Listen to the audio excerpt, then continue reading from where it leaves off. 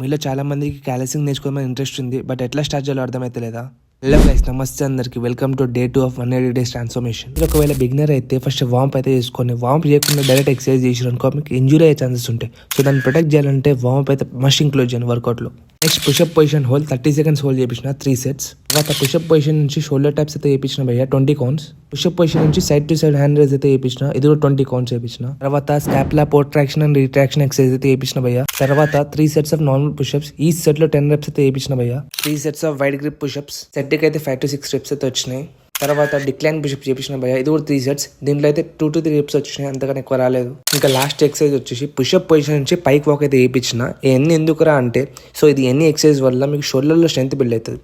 Work out ముందు warm ఎంత important, work out తర్వాత స్ట్రెచ్చింగ్ కూడా అంతే ఇంపార్టెంట్ భయ్య.